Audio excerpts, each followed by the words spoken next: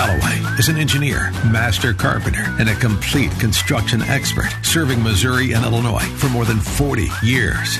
And now, here is About the House with Troy Galloway.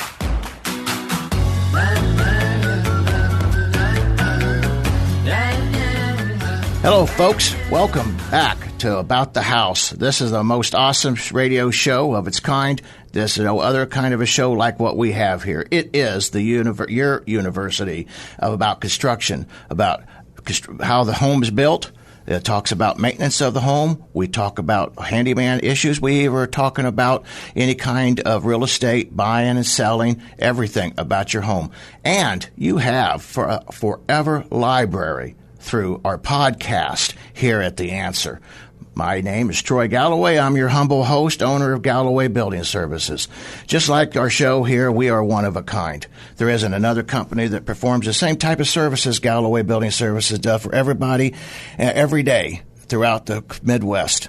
We are a construction consulting company. We do engineering inspections, new construction inspections. So if you got a home you're being built or a room addition or a project and you want to make sure that you're getting what you paid for, you make sure that you're not getting ripped off and that you're getting your money's worth, that's what you give us a call for. We also do commercial, industrial, and residential inspections, as well as any kind of construction conflict resolutions. We've been in business for over 35 years. And I also want to take this moment, if I may, please, and I want to thank one of our premier sponsors, J&H Properties, real estate broker agents. They're large enough to handle all your buying and selling needs and small enough to always be there when you call. You'll never be passed off to another individual you might not even know. Buying or selling your home can be very stressful, and it's an awesome feeling to know you got somebody in your corner, someone you know personally to always help you. Call 314-602-4835. That's J&H Properties, 314-602-4835. Folks, we have us a great show today, and I'm really excited to bring my good friend in here and to talk to you here. And Rue is the owner of First Choice. He's a painting, handyman, power washing, drywall finishing company. He has been one of the experts in his industry, and he's been kind enough to jump in here and help us out and share some of his knowledge with you folks here today. So, Rue, introduce yourself. Tell us a little bit about your company. Yes, sir. So First Choice Services, we have been officially in business just over a year. But with my experience, I have over 10 years of experience throughout different segments, doing work for other people, along with doing work as a consultant as well.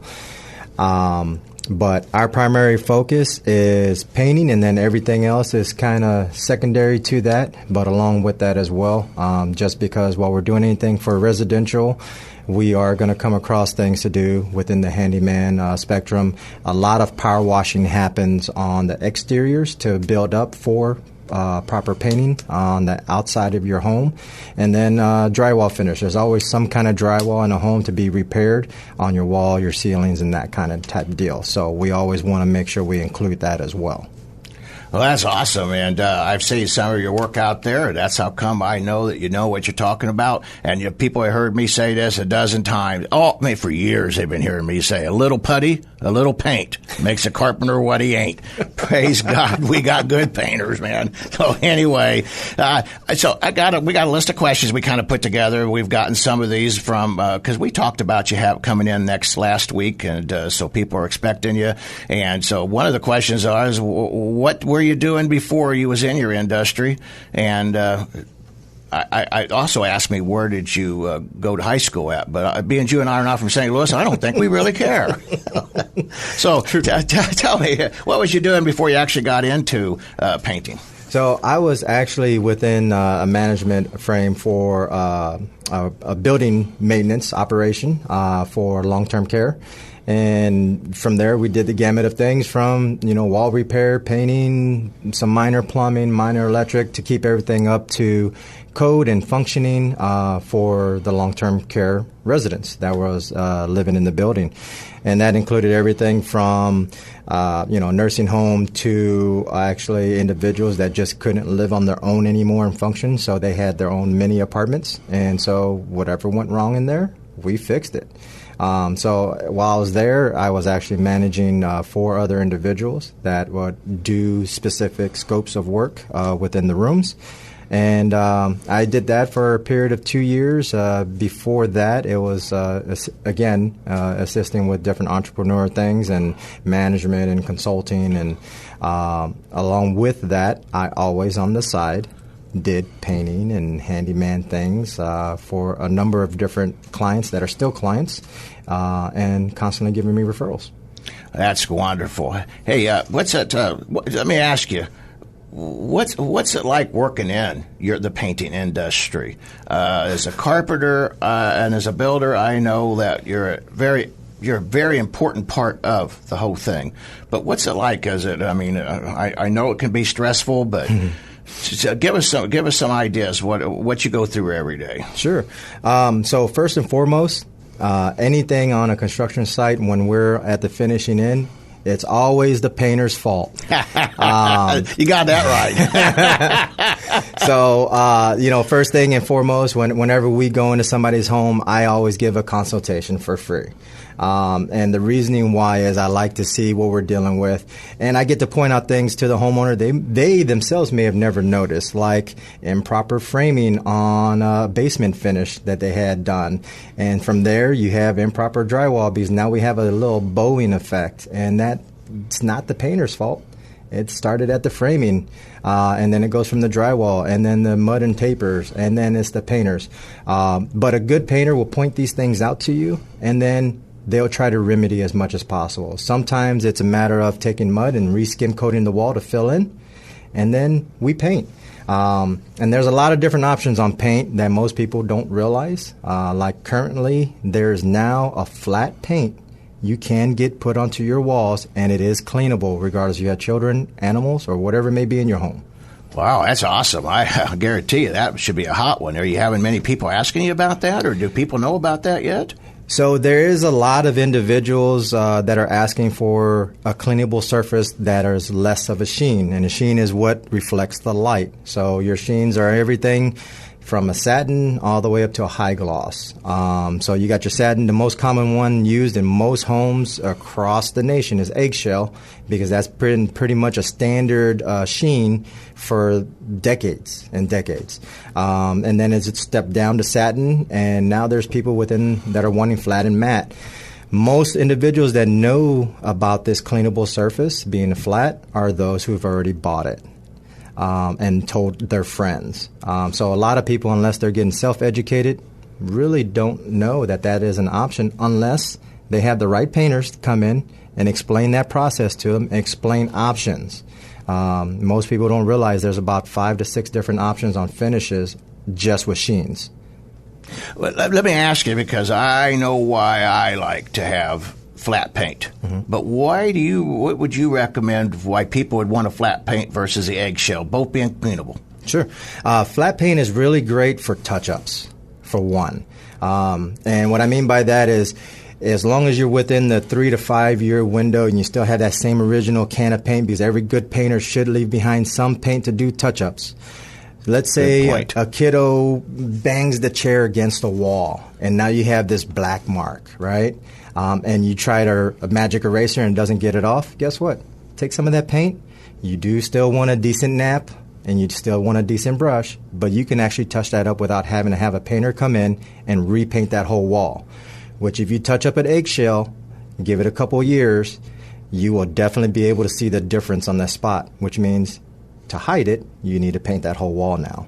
And we see that all the time in inspections, and people ask us, and of course we don't do the cosmetics, but I know what you're saying, and I like the flat too, but that's, that's me. It also hides a lot of my sins, but I think that's awesome. In the next segment, I want to talk a little bit about, the different types of paint that you're out there and things like that. And of course, we're outside, and we want to try to look at the outside because it is that season, and the wives are getting on to their husbands, and they're saying, "This guy, I'm tired of looking at this all winter long." So that's not a fun thing for anybody. Well, folks, this is the first segment of About the House with Rue, First Choice Painting, and we will be back with you in just a few moments. I thank you very much for joining us, and we got a whole bunch more good stuff to learn. So jump in here, follow us, come back, and at the end of this series, we will be offering some specials, some discounts, and also maybe something that can entice you to help save you a ton of money. Give us a call.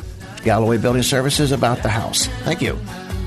Sponsored by Troy Galloway and Galloway Building Services, your top choice for professional home inspections in the St. Louis area. GallowayBuildingServices.com.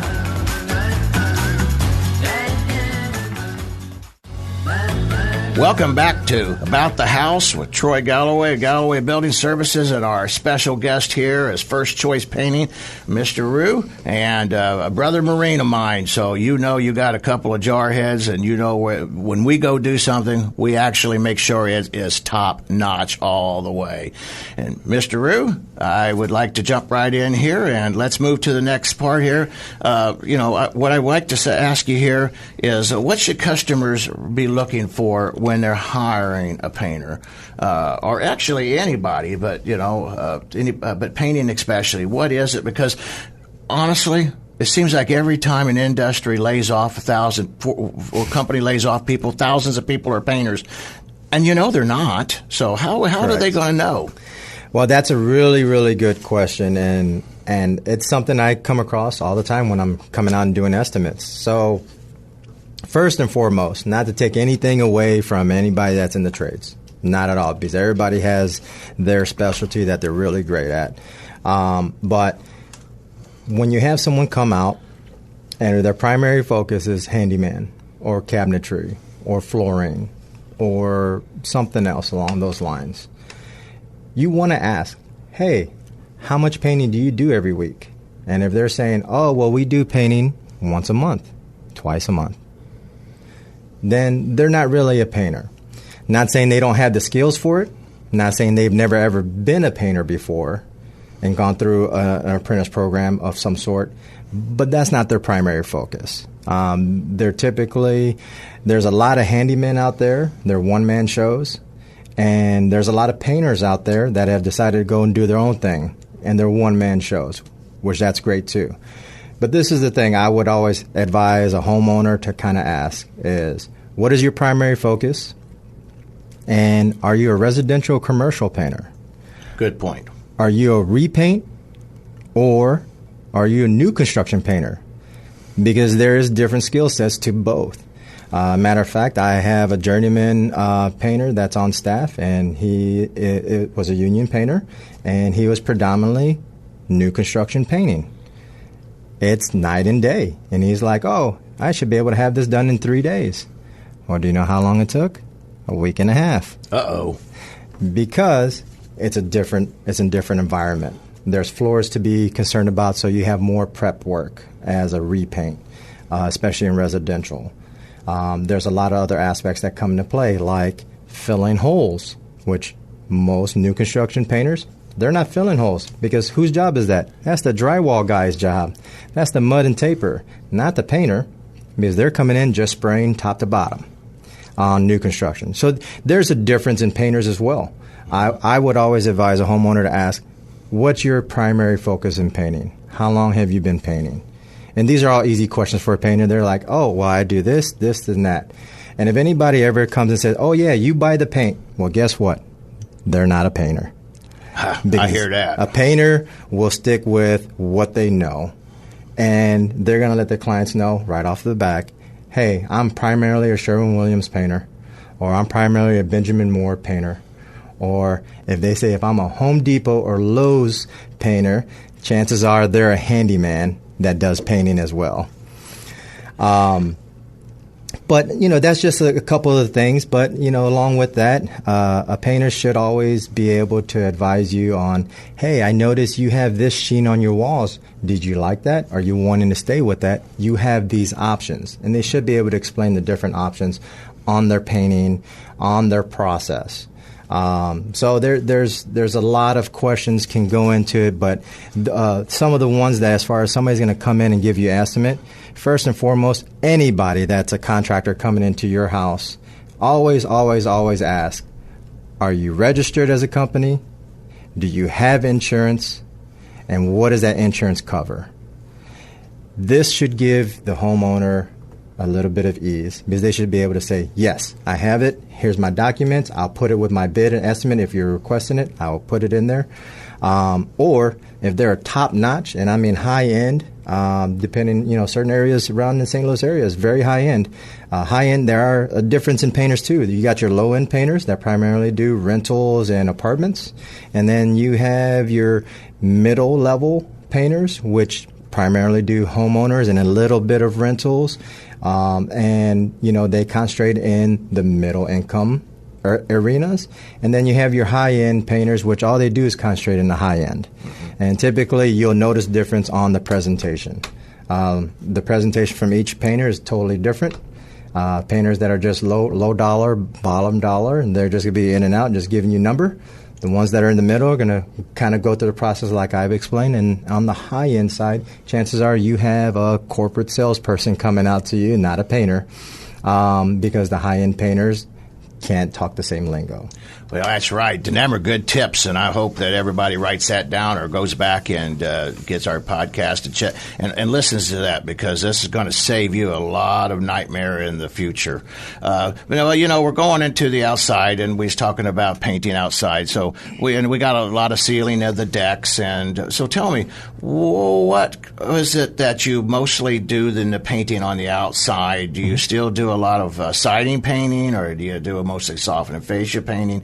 Then we'll go to decks. Sure.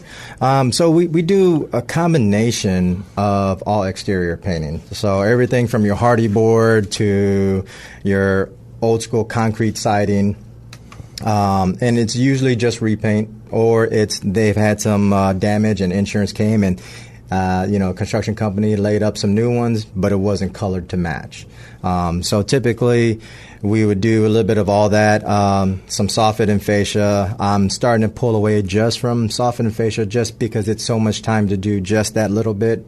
If you're not doing the whole house, it's kind of hard for a growing company to get to just those smaller kind of jobs. Not that they're small, but they're kind of difficult to budget for two guys to be on the site. It gets expensive for the homeowner for a growing company or an established company.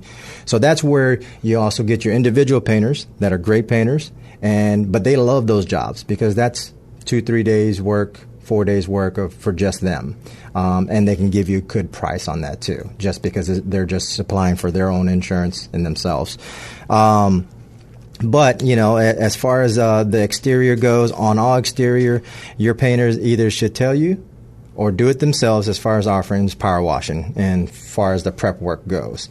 A lot of the reason why is how often do most homeowners get their exterior house painted and power washed for that fact? Most exterior paint and stains and that kind of deal before they start fading, as long as you're getting good quality, should last you about 5 to 7 years before they start fading. Okay. So if you ever see a house where you have a lot of paint chipping away and that kind of deal, and it's just recently been painted within a year or two, chances are they didn't power wash the house and prep work with TSP and then doing priming on the bare wood that was there, and then paint. So there is a process. Your exterior home should get power washed first, anywhere from a day, 2 days, maybe 3 days, depending upon the moisture in their air. So that way the wood would dry out or whatever is exposed. If it's not vinyl or not metal, you need multiple days for it to dry. And you need moisture level to be to a certain point. Also, while you're painting, if there's too much moisture, the paint's going to fail. And by failing means it's going to crack and peel away. Same thing if you don't properly wash and prep the surface that you're going to paint. You don't prime bare wood before you put paint on.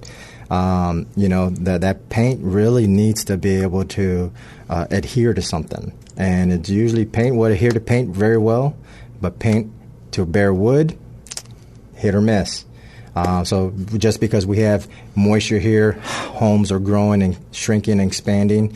So when paint is on bare wood, it tends to not stick unless it has a layer of primer. Primer is a catalyst between the wood and finished paint. Well, that's awesome. And in other words, it's really worth the little extra money to get it done right if you want it to last. I guess if you're looking to flip your house, well, then you don't really care. But I guess that's the hazard of that. But, yeah, that's awesome information. On the next segment, we're going to walk us a little bit into talking about the sealing and power washing of decks. And I know that this is a great time. May happens to be the deck month. So we'll be talking a lot more about that. Thank you for listening, folks, to Galloway Building Services on About the House on The Answer. We appreciate this, and we're having a great time, and we look forward to you coming back. So come on back in just a little bit, and we will get into decks. Thank you, folks.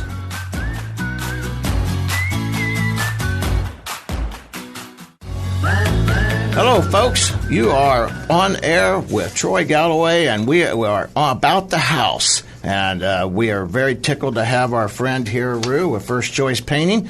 And as promised, we're going to go into a little bit of the section about decks, and because it is a deck month coming up in the month of May, and this is the time we want to make sure we can have some our decks look beautiful. And here is Rue. Tell us, Rue. Do you see a lot of people actually sealing decks? And one of the questions that I get asked a lot is that I get a treated deck. Why would I have to seal a treated wood? So this is the thing about wood. It gets weathered. It gets sun beaten. And it goes through all this process of growing and shrinking.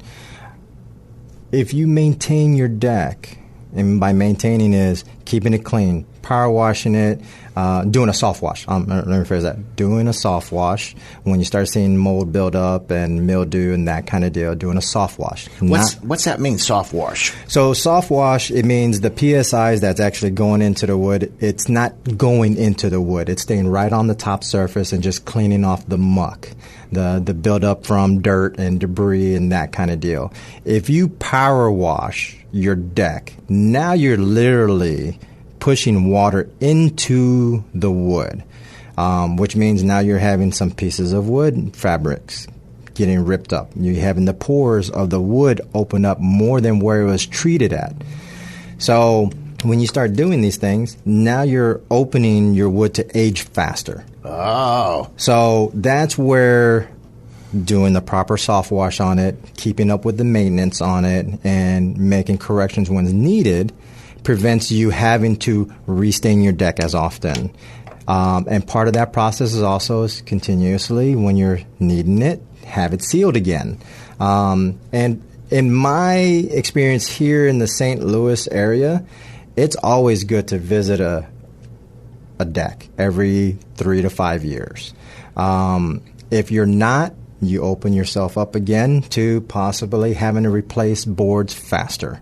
Once you start replacing boards, well, now you got a mixture of new boards and old boards, and things start positioning against themselves. So now you start getting into the construction end of your deck, because now you'll start having flex and shifts from the home, and that's your arena, Troy. So how do you feel about soft wash? Let me finish up with that real quick, because I want folks to think about this, because that's a great point. Now, can we soft wash? Do you have to have a power washer on low, or can you use your garden hose with a pressure nozzle? Tell me what do you recommend? So I would definitely use a water hose with a nozzle, and get I say chemical, but I would go more organic as much as possible on something to clean your deck with. And you can pick that up at any Home Depot, Lowe's. It doesn't have to be a Sherwin-Williams or a Benjamin Moore store. And you want to make sure the basis on it is not for stripping. Because if you strip, now you're taking off the coating that's sealed in the good of the wood. So again, you'll just start opening up pores, which is not what you want to do on a wood deck. But yeah, that's just, again, making sure things are staying clean, keeping the mildew and mold off, because those two things will start eating away at all your sealing, your stain, and start embedding into the wood, which that's where you start getting rot. Well, tell us about the different type of stains or slash sealers out there for the decks. So, at this day of age, everyone's pretty much caught up to each other on stain and sealer. Everyone has a preference. There's a lot of different ones from Home Depot, Lowe's, Sherwin. Again, it's a matter of, are you doing it yourself or are you having a professional do it? If you have a professional do it, they're going to have their lines that they're going to deal with. Like for me, I'm a Sherwin-Williams guy, so I like SureDeck. And it's a whole line of stuff from stains to treatments to sealers, everything you would want to have in it. Semi-transparent, non-transparent, and basically the difference in that is the semi-transparent is going to give you a whole bunch of color, but you'll still be able to see the beauty of the wood, right? The growth rings from the wood, the natural, but you're still not going to have a good color on it. And then you have your non-transparent, which basically hides all the wood grain, except for the crevices. That'd be kind of like a paint, would it be? It's still more of a stain because it's still going to let some of so the wood grain will still show, but it's not going to show you the difference in color from the wood grain. Because if you look at wood, you'll have your lighter ends, and then your wood rings are darker. So the semi-transparent kind of still shows that. The non-transparent or the solid body stain, which is what we call a solid body, it'll still show the effects of the wood, just not showing the color differences. All right. That's great. That's great. Well, folks, this is About the House with Troy Galloway, Galloway Building Services, and First Choice Painting with Mr. Rue, my fellow brother Marine. And thank you for listening to our show. And we will be back in just a few moments. We have a lot more great information coming your way, so please jump right back on board with us. Appreciate it. Thank you. Sponsored by Troy Galloway and Galloway Building Services, your top choice for professional home inspections in the St. Louis area. GallowayBuildingServices.com.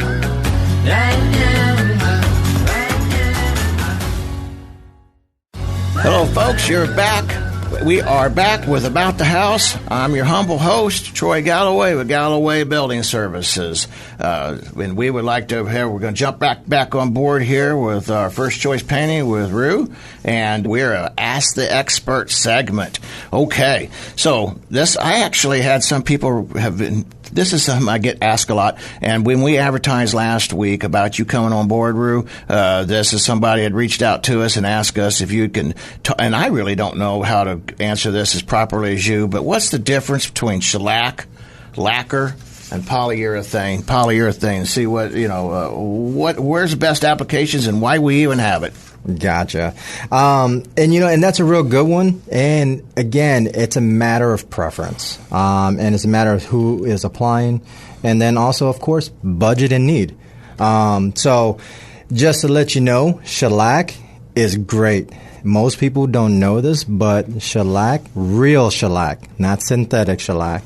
And there's a difference, and I'll explain that here real quick in a second. So shellac is actually a type of bug that's over in Asia area. I don't really recall where, but it's actually a bug, and basically they secrete shellac because it's a shellac bug. And so it's something that's in their DNA. I'm not sure if it's a secretion from them or if it's secreted from their shell. From the exoskeleton or whatever. But essentially, real shellac is kind of expensive, but it is great, really, really great to use when you want to use it as a primer or a catalyst to cover up staining, whether it be on wood, whether it be on walls from smoke damage, ceilings, cabinets. So, for instance, I do a lot of investor property homes, and sometimes there's some of these homes that are just saturated from decades and decades of 3-pack smoker a day inside the house, right? So what used to be white is actually brown now. Oh. Borderline going black. So in that case, I would let the property know, hey, we're going to need to use shellac on this and use it as a primer. So essentially what it does is it has like flakes of the bug, and I'm not a scientist, but however they mix it into the stuff to go onto or whatever you're putting on, whether it's wood or walls or whatnot, it hardens up and it blocks all of your staining with less coats. So if you use a Kills, right? Most people use Kills for a priming block. Kills doesn't have that in there. But in that kind of scenario, if we would have used Kills, we would have to use 3 or 4 coats potentially, and then still use a top coat of 2 to 3 coats. Oh, wow. So that gets expensive in itself if you're not aware. So that's where shellac would be great and primarily used in. And when I say also on wood, I mean, for instance, mold remediation, right? Okay. Mold will leave staining on the wood. You can treat it. You can kill it on the wood in the framing, but you still need to seal it in there. Most guys, they just end up using what they call peanut butter or oil primer to kind of seal it in there. But at the same token, I would use shellac, because shellac hardens up like no other and covers and basically secludes that area for potential regrowth on the wood framing. Now, as far as drywall, I would rip all the drywall out for mold. Right. Just because it needs to be out of there completely. Now, lacquer is a newer option that you can use in replace of shellac. So most lacquers actually have some shellac in it. I didn't know that. But the great thing about lacquer is that it dries really fast, because it has kind of like an alcohol base in it, so it dries really fast. But it's great for hardening up and covering as well as on wood and that kind of deal. Or if you're, again, priming or finishing up some woodwork, lacquer's really great for that as well before you start putting on a top coat, so you can kind of do a mixture. And there's a different lacquers also that are oil-based. Again, anything within the priming arena, sealing up wood pores and that kind of deal. All these things are really great for that as well. So polyurethane, most people know about polyurethane just being used on wood floors after they're finished. Right, they're nice and shiny. They're nice and shiny, exactly. Again, it's a hardener. When you put it on, it helps protect all your staining and that kind of deal when you're going into wood. Some people also use tinted polyurethane on cabinets and other woodwork that you're still trying to create this other finish for. But again, it's one of those top coats, I would say, that hardens up really, really great. And same way going back down to shellac. So shellac is really great. Just not everybody wants to pay for it because it is expensive. I often wondered who was the guy that sat around to squash bugs to figure out that this will make some good coating. Well, I hope he made a lot of money out of it, because it was a fabulous and most ancient, isn't it, of the 3 different systems out there. And they don't really use the shellac, I guess, on hardwood floors. And, not anymore, no. I know the old timers used to, but I know the young boys, they sure like that polyurethane on the hardwoods because they love that nice shiny look. Well, folks, thank you very much. We appreciate you listening to About the House, and this is Troy Galloway. With First Choice Painting. We will be back in just a few moments. Jump on board and we will wrap this wonderful show up. Thank you, folks. Sponsored by Troy Galloway and Galloway Building Services, your top choice for professional home inspections in the St. Louis area. GallowayBuildingServices.com.